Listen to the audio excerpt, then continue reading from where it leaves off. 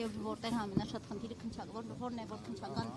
մարմինը փորձում է հիմնավորել այդ փոփոխություններից սենսորներ։ Ձեզ վստահեցնում եմ,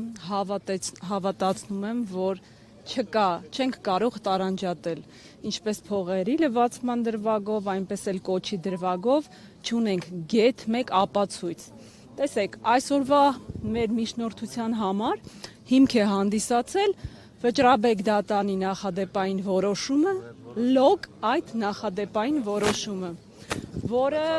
օրեր առաջ, երբ որ մամուլի ասուլիսով ներկայացրեցինք, այ մեր ամբողջ զարմանքը, այն, որ Հայաստանի Հանրապետությունում նման նախադեպը չունեցող իրավիճակ չի եղել, երբ օրինակ Վճռաբեկ դատարանը 19 օրվա ընթացքում կայացնի որոշում, ես նշեցի նաև, որ ունեմ այս պահին դեպք, որ Վճռաբեկ դատանին 2 տարի, 2.5 տարի սպասում եմ, որպեսզի ստանամ որոշում, բայց չունենք։ Այսինքն սա Սամվել Կարապետյանին է վերաբերել այս գործը, այդ իսկ պատճառով Վճռաբեկ դատարանը հապճեպ, կայծակնային արագությամբ այդ նախադեպային որոշումը հրապարակել է։ Ավելին ասեմ, այդ նախադեպային որոշումը մինչ օրս անգամ Վճռաբեկ դատարանի կայքում տեղադրված չի, ինչպես նաև պաշտպանները չեն ստացել է միայն մեղադրանքի կողմը։ Ինչպես է ստացել, ինչ ճանապարհով է։ Այդ հարցին մենք դատական նիստում եւս այդ հարցը ուղղել ենք։ Ինչ պատասխան։ Ստացել է գրասենյակից, Վճռաբեկ դատարանի գրասենյակից, բայց չունի ապացույց, որ ժամին, որ օրը դրանք խնդրեցինք, որպեսզի ներկայացնեն, չունեն։ Նայեք, վարչապետ Նիկոլ Փաշինյանը գործի սկզբնական շրջանում ասում էր մենք մեր ձևով հիմա կմիջամտենք, ինչ եք կարծում հնարավոր է, որ իրենք իրենց ձևով միջամտել են, որ Վճռաբեկ դատարանը արագ որոշում կայացնի, ըստ էության դուք դրա մասին եք Շատ լավ, ես դեռևս սույն թվականի հունիսի 17-ից չեմ դադարել իմ կարծիքը արտահայտել, նաև պնդում եմ, որ օրեր առաջ եւս հայտնել եմ, որ սա իրավական գործընթաց չէ։ Սա ընդամենը քաղաքական վրեժխնդրություն է,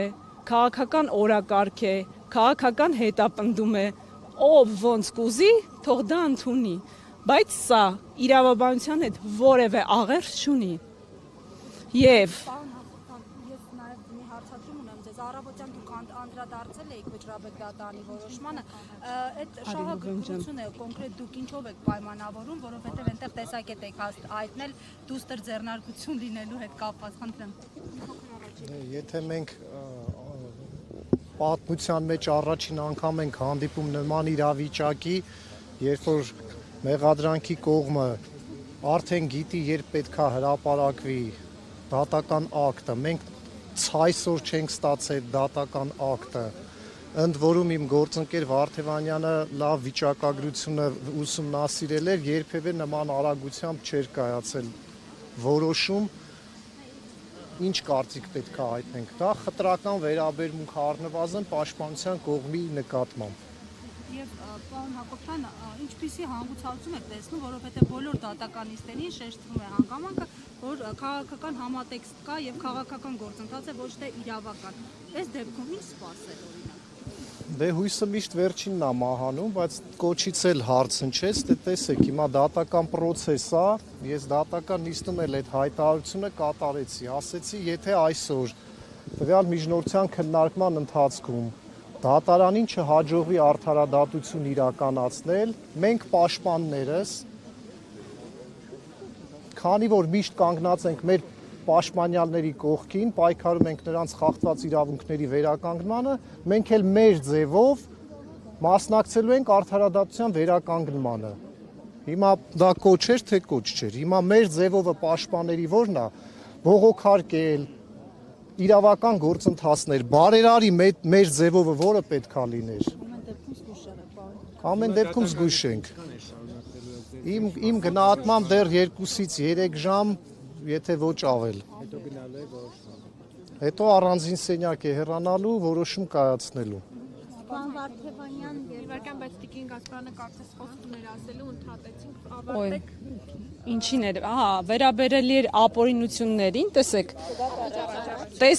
օրինակ ես նշեցի, որ այո,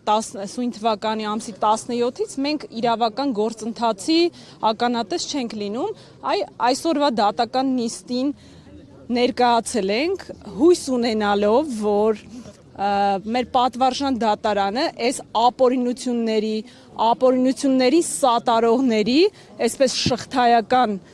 օղակը ի վերջո կտրելու է, այդ հույս ունենք միայն, եթե դա մեզ հաջողվի, թե չէ մենք այս պահի դրությամբ ոչ մի իրավաբանություն չունենք, սա ընդամենը այդ թվում Վճռաբեկ դատանի կողմից այդ արված քայլը մեր իրավական պետության կազմալուծումն է, ուրիշ ոչինչ չունենք։ Պարոն Վարդևանյան կմոտենաք։ Շնորհակալ եմ։ Պարոն Վարդևանյան, եթե